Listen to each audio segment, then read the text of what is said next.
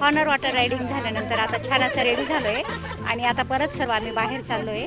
कुठे चाललोय ते बघण्यासाठी व्हिडिओ स्किप न करता संपूर्ण बघा.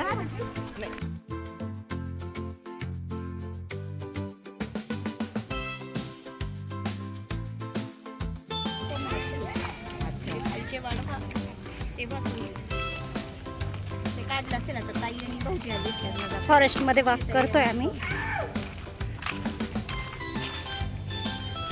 फिरण्यासाठी छान असा रस्ता बनवलेला आहे इथे. चित्र विचित्र जोडी आमची. नो ही विचित्र विचित्र. मला वाटलं मी चित्र तू विचित्र. नो जाऊ दे जशी पण आहे आपली जोडी. हा सर्जा राजाची जोडी. इकडे इकडे घे मागे. मिरत आहे गाणं. पूर्ण फॉरेस्ट फिरण्यासाठी छान असा लाकडांचा पूल तयार केलेला आहे आणि दोन्ही साईडला झाडांचे रूट जे आहे ना ते बघतोय आम्ही. आणि पूर्ण जंगल. कोकिळा कुठे आहे? हा कोकिळे कुठून आले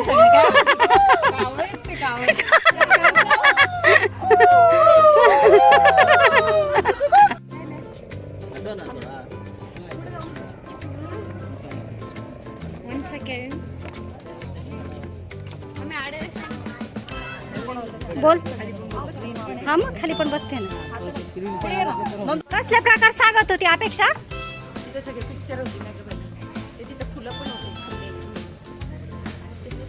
नाही फुलं नाही पाहिजे. हा ते बघितले ना. हा मग त्याचेच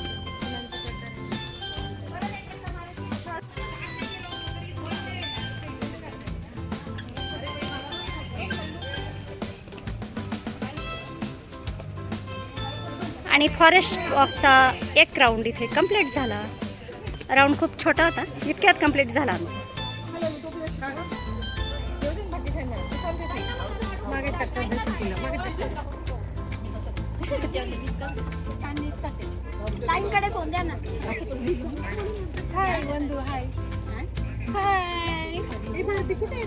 काही मस्त झोक्यावर बसून फोटो काढून राहिले आणि काहींचं तिकडे चाललंय फोटो सेशन.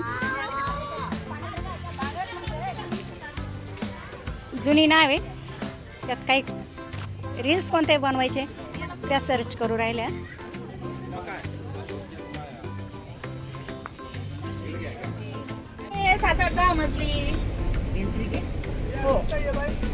नंबर पाहिले का?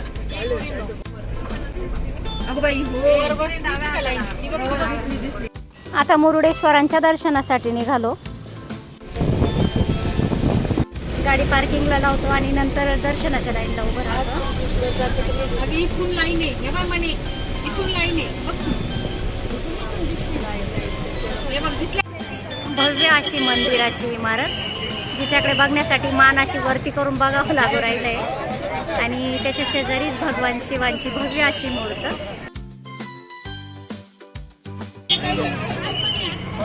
आणि त्या बाजूला मुरुडेश्वर बीच.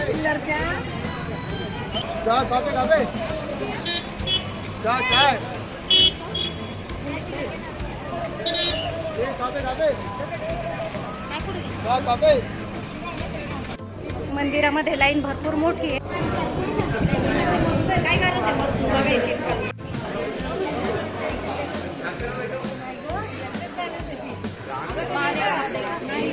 सर्व थकलेले चेहरे नंबर लावले. एनर्जी नाही ना. खूप छान गणपती बाप्पाचे दर्शन घेतले. भगवान हनुमंताची छान अशी मूर्त आहे. खूप छान मंदिर. भगवान शेषनारायणाच्या मूर्ती दिसत आहे.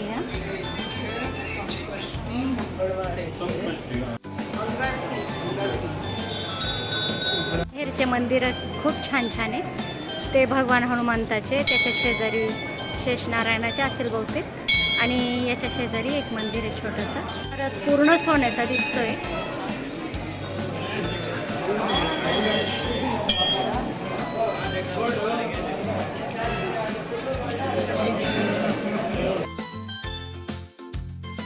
गणपती बाप्पा, माता जगदंबा, भगवान शिव आणि भगवान विष्णू यांच्या छान मूर्त्या होत्या इथं.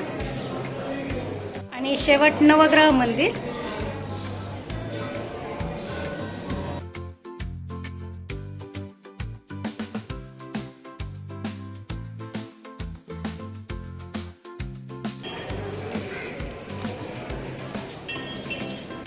दर्शन झालंय छान असं. खूप सुंदर मंदिर आहे आणि मूर्ती पण खूप सुंदर आहे. दर्शन तर काय छान झालं ना. हो ना, सगळेच मंदिर छान छान आहे. छान असं दर्शन झाल्यानंतर आता मुरुडेश्वर बीचवर चाललोय.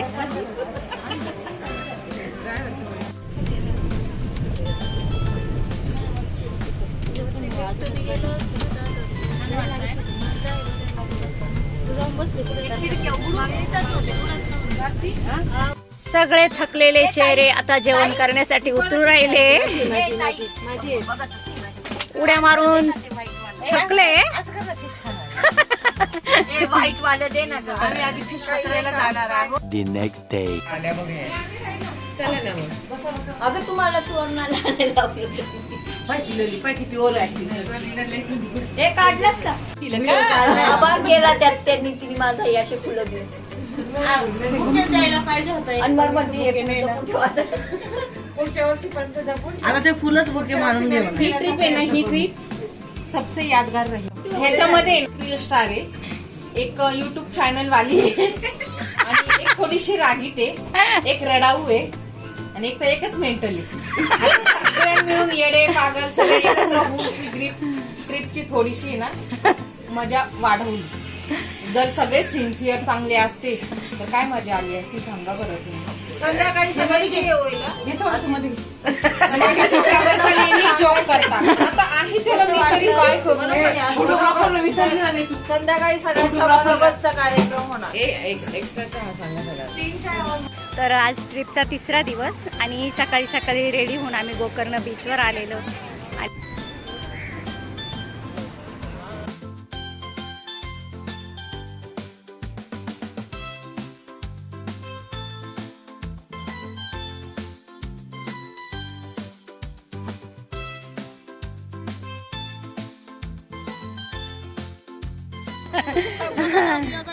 हा, दुसऱ्यांदा भेट झाली ना आपली. हा, यांच्या बरोबर आम्ही सर्व आता एक छान असा सेल्फी घेतो.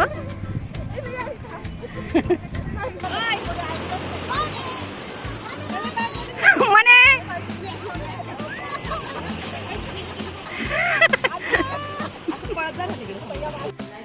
बीचवर जाऊन आल्यानंतर छान असं रेडी झालोय आणि आता आम्ही याना केव्स बघण्यासाठी निघालोय.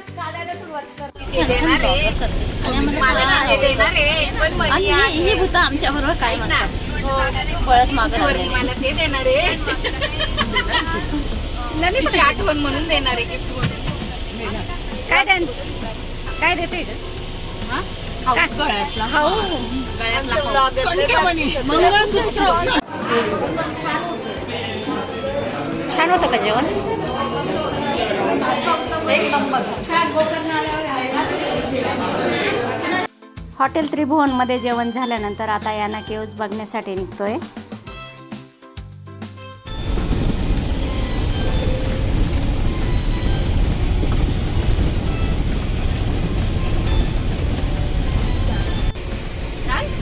ओढणीच्या गाठी मारा.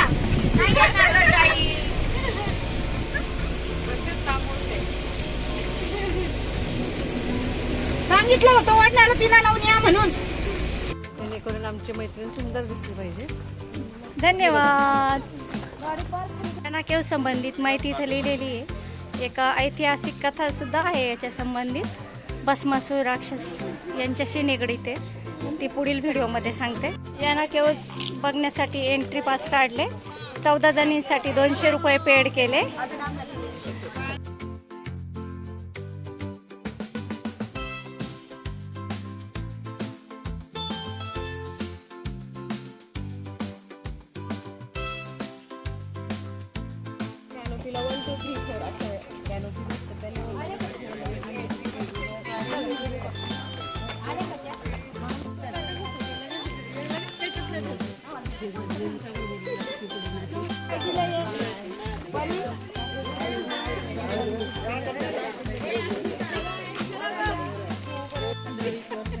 कसं तयार झाला असेल हे ना? अगं ते मनमाडला आहे ना, मागे नको जाऊ जरा पुढे पर्वत माहिती आहे का? ते कसं वातावरणाच्या बदलामुळे ते झिजत तसं मेन्यू पण हा स्टोन वेगळा आहे आणि ते पण वेगळं आहे त्याला स्टोरी आहे बघू मुंग्यांचे वारूळ दिसावेत असा हा भव्य पर्वत दिसतोय. याना केवजला भस्मासूर डोंगर असेही म्हणता. याविषयी एक ऐतिहासिक कथा इथे लिहिलेली आहे, ती मी तुम्हाला थोडक्यात सांगते. भस्मासूर नावाच्या राक्षसाने कठोर तपश्चर्याने भगवान शिवांना प्रसन्न करून घेतले आणि त्यांच्याकडून वरदान मागितलं, ज्याही वस्तूवर मी हात ठेवेल त्याचा भस्म होईल. भगवान शिव तात्काळ तथास्तु म्हटले. परंतु हाच प्रयोग भस्मासूर राक्षसाने आपल्या भगवान शिवांवर करण्याचे ठरविले आणि हे लक्षात येताच भगवान शिव तिथून निघाले आणि त्यांनी भगवान विष्णू यांच्याकडे मदत मागितली. हा सर्व प्रकार लक्षात येताच भगवान विष्णूंनी मोहिनी रूप घेतले आणि छान असे मोहित केले भस्मासूर राक्षसाला आणि नृत्य करता करता त्यांनी स्वतःचा हात डोक्यावर ठेवले.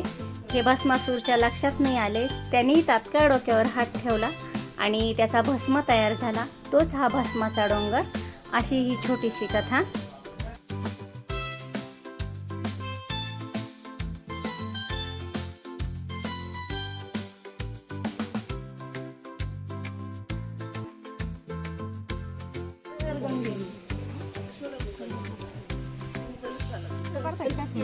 कुठे गेली टीचर? आमची टीचर कुठे? टीचर गायब आहे आज.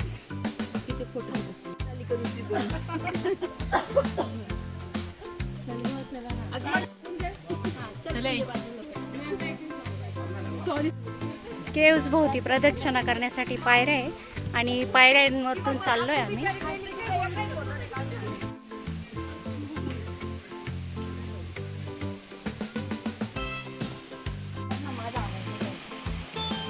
खाली बघ.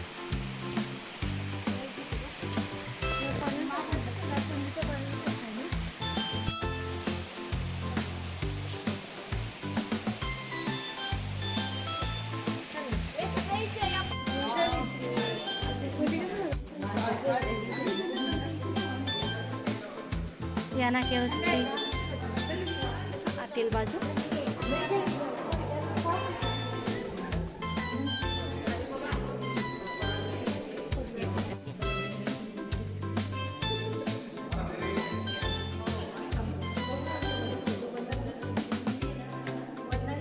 फोटोग्राफी चालू आहे तिथे आमच्या मेनूची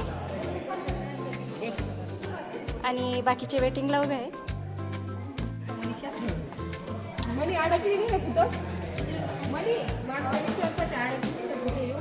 हे बघ, येऊ का मनीषा? मी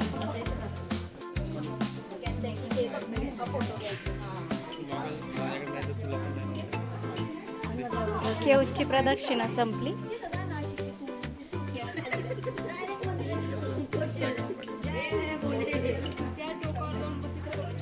आले का आपल्या सगळ्या? आता कोण नाही राहिलं? नाही आहे ना. लॉलिता सांगितलं शांतता राखा, तुम्हाला अजून घेऊन येतो.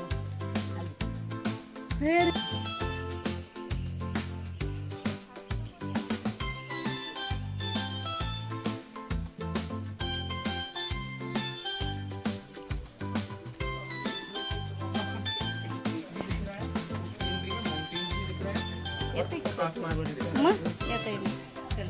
चला. फोटो काढायचा उद्देशच तो आहे.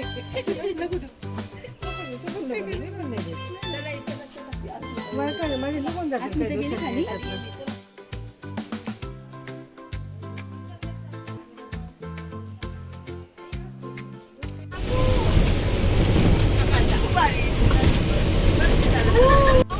विभूती वॉटरफॉल्स कडे चाललोय.